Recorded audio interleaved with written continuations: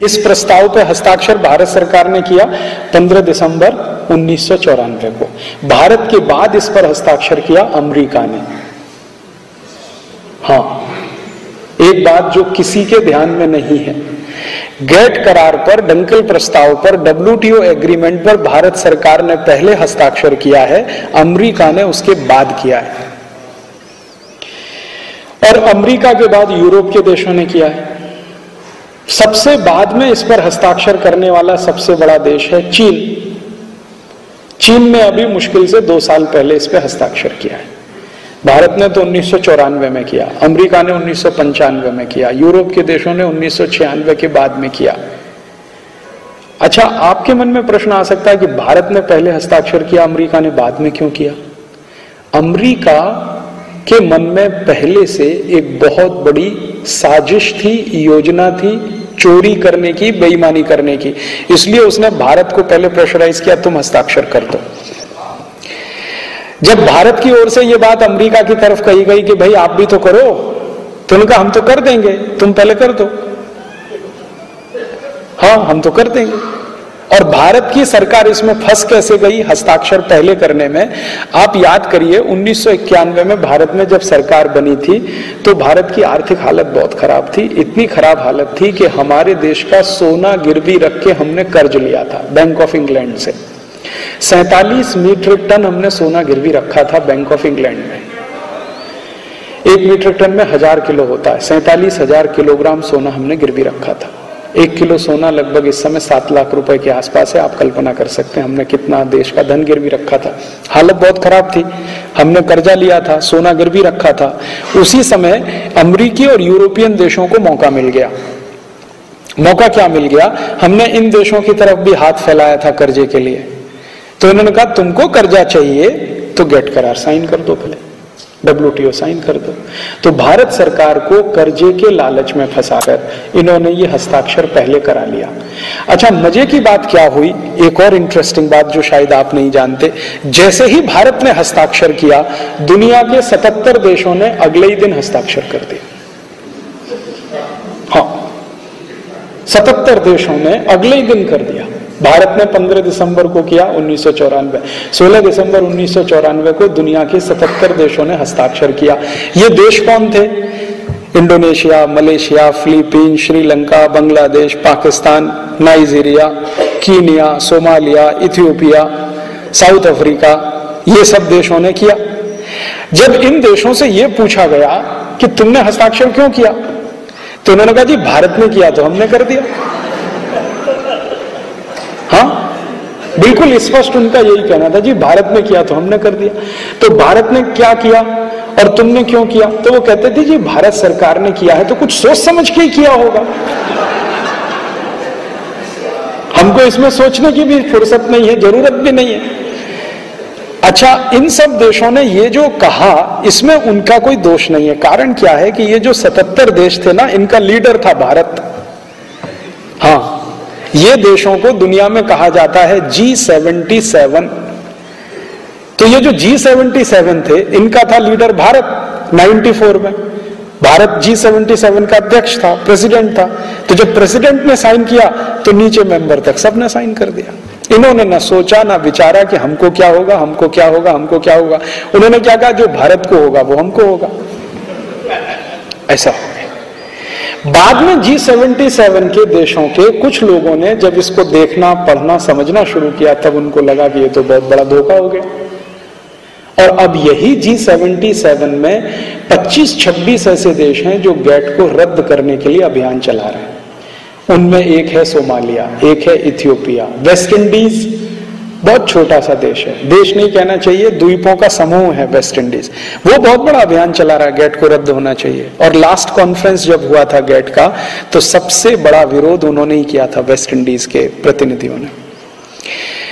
अब वो कह रहे हैं कि भाई धोखा हो गया, हमने देखा नहीं, हमने सोचा नहीं, समझा नहीं, हम तो भारत के ऊपर निर्भर थे, भारत की सरकार ने भी ना देखा, ना सोचा, ना समझा, साइन कर दिया। भारत की सरकार का प्रॉब्लम क्या था? Beggars have no choice, sign करो।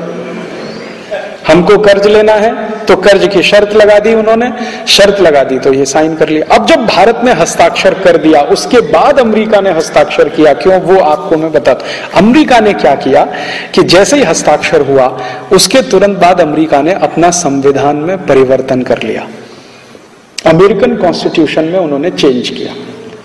और ये चेंज किया बिल क्लिंटन ने, बिल क्लिंटन के समय में, बिल क्लिंटन ने नहीं, अमेरिका की संसद ने चेंज। उन्होंने परिवर्तन क्या किया, अमेरिकी संविधान में एक प्रावधान डाल दिया जो पहले नहीं था, 1994 के पहले वो नहीं था।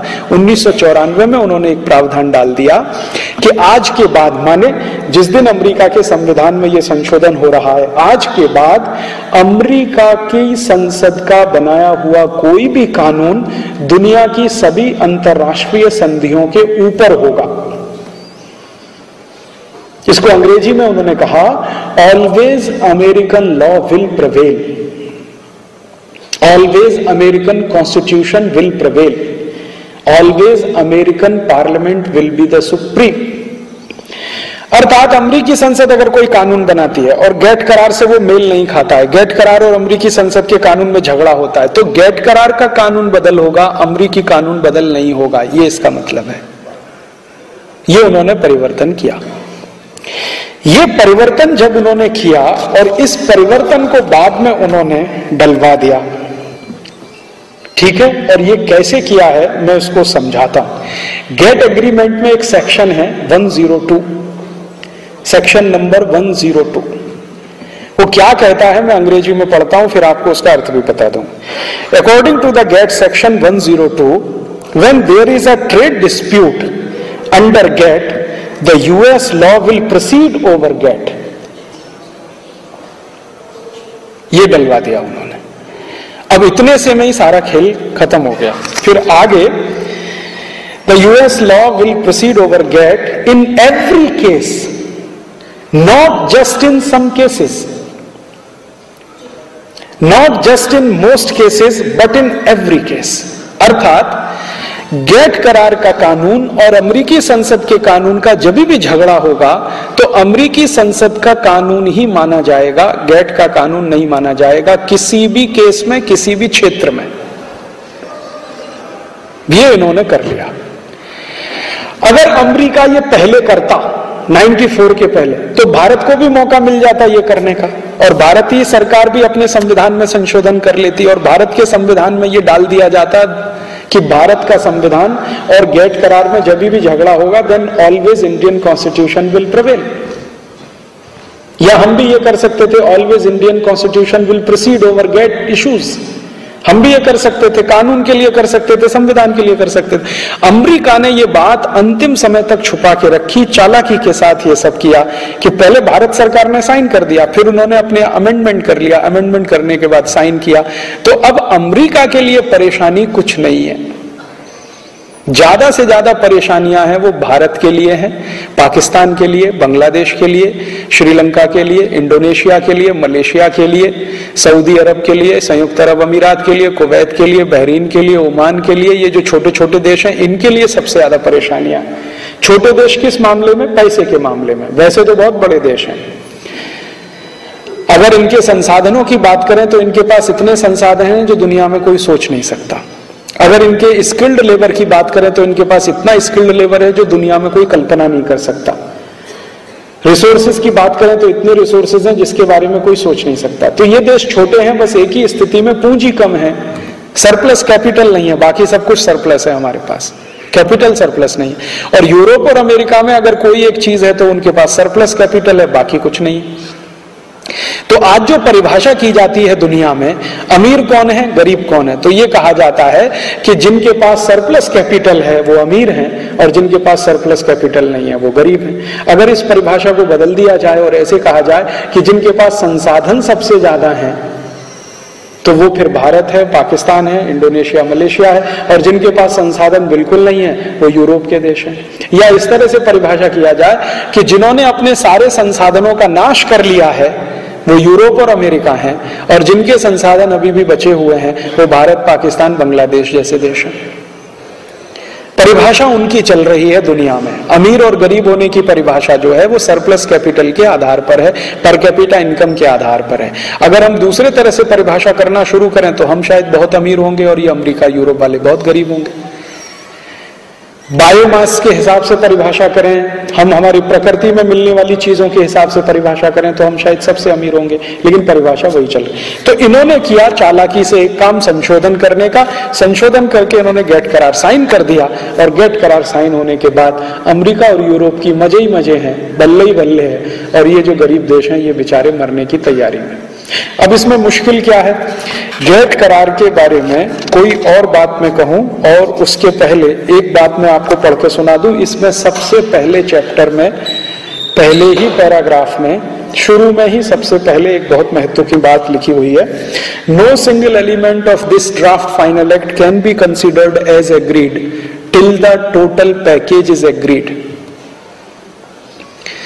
No single element of this draft final act can be considered as agreed till the total package is agreed। अर्थात ये पूरे के पूरे समझौते में जब तक सारी शर्तों को आप एक साथ नहीं माने तब तक कोई भी एक शर्त नहीं मानी जाएगी।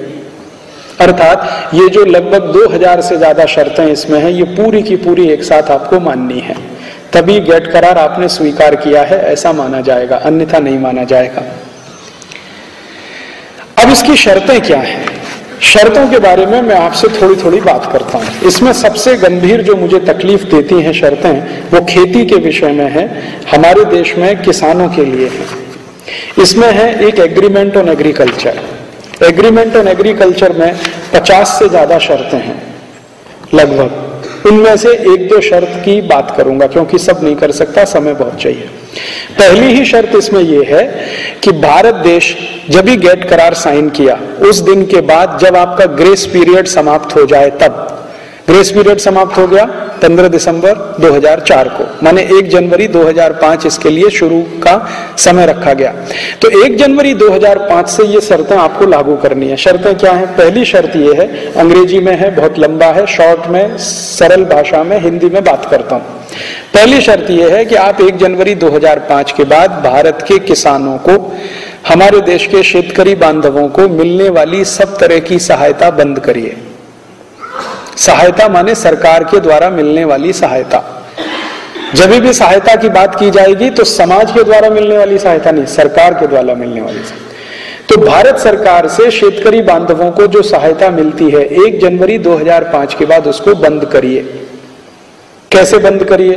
पहले साल में उसमें कटौती करिए 24%, दूसरे साल में जो बची हुई है उसमें कटौती करिए 24%, फिर तीसरे साल में 24%, ऐसे करते करते 6-7 साल में सारी सहायता बंद करिए। ये सहायता क्या है?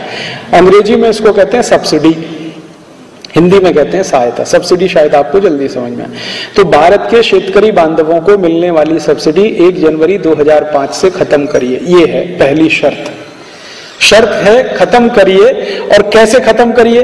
जो सहायता भारत के शेतकरी बांधवों को मिलती है उसका 24% पहले वर्ष में कम कर दीजिए, दूसरे वर्ष में जो बचा हुआ है उसका 24% कम कर दीजिए, तीसरे वर्ष में, और तो ऐसे करते करते 6-7 वर्ष में पूरा खत्म हो जाए। शेतकरी बांधवों को सहायता क्या है हमारे देश में? 2 तरह की सहायता है, एक तो प्रत्यक्ष, दूसरी परोक्ष, डायरेक्ट सब्सिडी, इनडायरेक्ट सब्सिडी। वो क्या है? हमारा कोई भी शेतकरी बांधव कुछ भी बाजार में बेचने के लिए जब जाता है तो एक मिनिमम सपोर्ट प्राइस फिक्स होता है हर चीज का।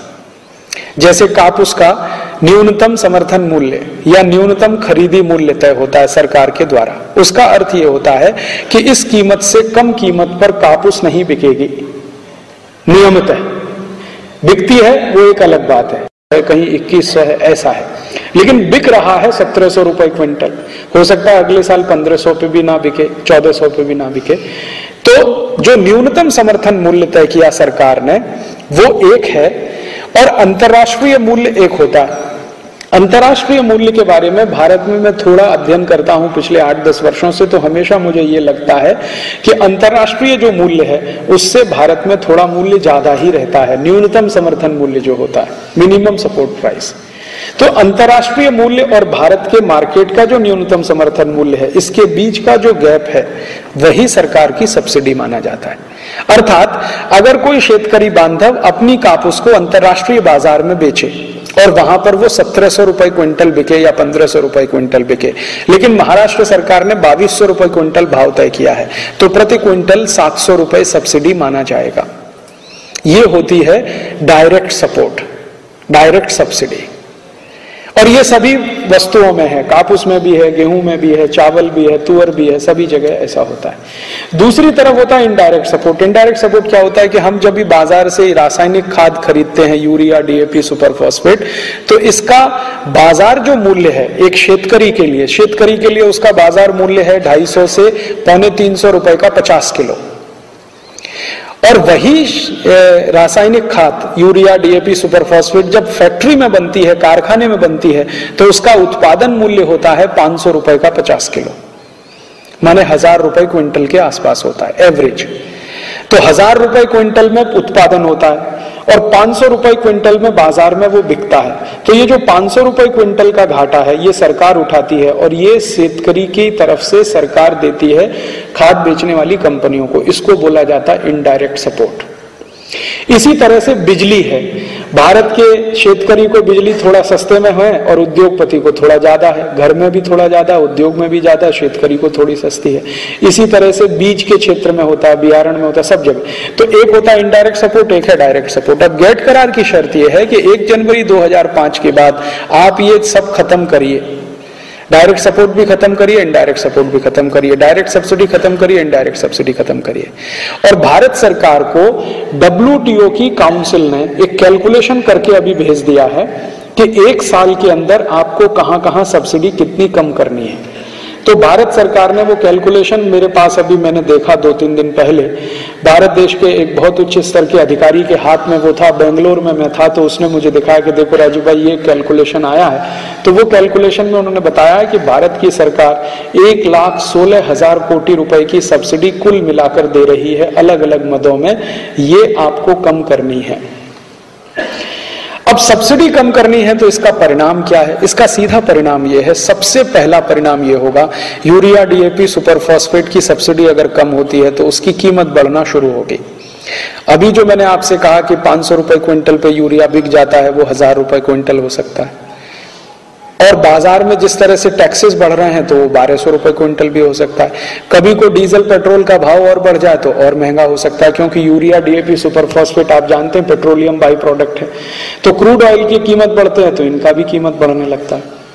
तो यूरिया, डीएपी, सुपर फॉस्फेट महंगा होगा सब्सिडी खत्म होने से। एक दूसरा, जब ये सब्सिडी इनडायरेक्ट खत्म होगी और डायरेक्ट भी खत्म होगी, डायरेक्ट सब्सिडी खत्म होगी, तो सरकार जो न्यूनतम समर्थन मूल्य घोषित कर रही है अंतरराष्ट्रीय बाजार से थोड़ा ज्यादा, ये नहीं कर पाएगी। अर्थात अंतरराष्ट्रीय बाजार में जिस कीमत पर कापूस बिक रही होगी वही कीमत पर महाराष्ट्र की सरकार भी कापूस की खरीदी कर सकेगी, थोड़ा भी ज्यादा कीमत पे नहीं ले पाएगी वो। अब मान लीजिए अंतरराष्ट्रीय बाजार में कापूस का भाव 1500 रुपए क्विंटल हो जाए, तो अगले साल महाराष्ट्र में भी यही भाव पे सरकार को कापूस खरीदनी पड़ेगी। अगर सरकार ने नहीं खरीदा तो गेट करार का उल्लंघन किया तो आपके खिलाफ मुकदमा चलेगा। मुकदमा चलेगा तो उसके लिए कुछ कंडीशन है कि आपको ये पेनल्टी, ये पेनल्टी, ये पेनल्टी, ये जुर्माना, ये जुर्माना, ये जुर्माना। तो अर्थात कहने का मतलब यह है कि अगले वर्ष से भारत की सरकार किसी भी शेतकरी बांधव को कोई मदद ज्यादा नहीं कर पाएगी, ज्यादा कीमत पे कापूस नहीं खरीद पाएगी, ज्यादा कीमत पे धान नहीं खरीदेगी, ज्यादा कीमत पे गेहूं नहीं खरीदेगी। अंतरराष्ट्रीय बाजार का भाव जो है ना उसी पे खरीदा जाएगा। अब अंतरराष्ट्रीय बाजार का भाव हमेशा गिरा रहता है, मैंने आपसे थोड़ी देर पहले कहा गिरा रहता है। क्यों? क्योंकि अंतरराष्ट्रीय बाजार में अमेरिका और यूरोप की खेती उत्पन्न जितने आते हैं, एग्री प्रोडक्ट्स जितने आते हैं, उन पे सब्सिडी बहुत ज्यादा होती है, इसलिए उसकी कीमत हमेशा गिरी रहती है। अमेरिका में सबसे ज्यादा सब्सिडी शेतकरी बांधवों को ही मिलती है। एक वर्ष में अमेरिका के शेतकरी बांधवों को लगभग 400 अरब डॉलर की सब्सिडी है, $400 बिलियन। और यूरोप के देशों में भी सबसे ज्यादा सब्सिडी शेतकरी बांधवों को है, जापान में भी सबसे ज्यादा सब्सिडी शेतकरी बांधवों को है। तो उनके देशों में चूंकि सब्सिडी बहुत ज्यादा है, हमारे यहाँ तो 4 अरब डॉलर के आसपास है, $4 बिलियन भारत में है, अमेरिका में $400 बिलियन है, माने हमसे 100 गुना जास्ती सब्सिडी अमेरिका में है। तो अमेरिका के शेतकरी बांधवों को चूंकि सब्सिडी बहुत ज्यादा है, तो अमेरिका के जो एग्री प्रोडक्ट्स हैं, जो खेती से उत्पन्न वस्तुएं हैं, वो अंतरराष्ट्रीय बाजार में बहुत सस्ती हैं। यूरोप से जो उत्पन्न वस्तुएं हैं खेती की वो भी बहुत सस्ती हैं, तो उनकी वस्तुएं चूंकि अंतर्राष्ट्रीय बाजार में वैसे ही बहुत सस्ती हैं, और भारत की खेती की वस्तुओं को अगर उसी लेवल पे हम प्राइस कैलकुलेट करने लगेंगे तो सबसे ज्यादा मार खाएगा भारत का शेतकरी, क्योंकि इसको हर चीज नीचे हो जाए। अभी तो देखिए, अभी प्रकाश बाबू ने कहा, आप भी देख रहे हैं 1700 रुपए क्विंटल पे कापूस बिक रहा है। अगले साल आप देखेंगे 1200 रुपए क्विंटल में भी नहीं बिके, 1000 रुपए क्विंटल पे भी नहीं बिके, क्योंकि अगले वर्ष से क्या होगा, परदेशी कापूस भयंकर मात्रा में आ जाएगा आपके मार्केट में। अभी तो उसको रोका हुआ है, अगले साल से गेट करार आ जाएगा। गेट करार दो ही चीजों को हटाता है, क्वांटिटेटिव रिस्ट्रिक्शन हटाता है और टैरिफ बैरियर कम करता है। तो आप ना तो क्वांटिटी का रिस्ट्रिक्शन लगा पाएंगे, ना ज्यादा टैक्स लगा पाएंगे। तो अभी तो परदेशी कापूस ज्यादा नहीं बिकता भारत में, अगले साल से तो आप देखेंगे अमेरिका का कापूस आ गया, इनका कापूस आ गया, उनका कापूस आ गया, पाकिस्तान का आ गया, थाईलैंड का आ गया, फिलीपींस का आ गया, बर्मा का आ गया, सबका आ जाएगा। तब कापूस का भाव और गिरेगा, क्योंकि तब कापूस का भाव जो तय होगा वो मार्केट के डिमांड एंड सप्लाई थ्योरी से तय होगा। अभी तय होता है मिनिमम सपोर्ट प्राइस मैकेनिज्म से। डिमांड एंड सप्लाई थ्योरी क्या कहती है, कोई वस्तु की मांग अगर कम है और उसकी सप्लाई जास्ती है तो कीमत गिरेगी। तो कापूस अगर ज्यादा मात्रा में भारत के बाजार में आया, बाहर से भी आया और यहां से भी उत्पन्न हुआ, तो कीमत उसकी गिरने वाली है, क्योंकि सप्लाई ज्यादा है, डिमांड कम है। अब जब कापूस की कीमत गिरेगी तो जो शेतकरी कापूस पैदा करता है विदर्भ का, वो तो बेचारा मार खाएगा। मार कैसे खाएगा, कापूस का उत्पादन खर्च बढ़ेगा, क्योंकि यूरिया, डीएपी, सुपर फॉस्फेट की कीमत बढ़ी, बियारण की कीमत बढ़ी, पेस्टिसाइड की कीमत बढ़ी, बीज का भाव बढ़ा, तो उत्पादन खर्च तो बढ़ा, मार्केट में प्राइस उसको कम मिलेगा, तो दोहरा नुकसान इसको होगा।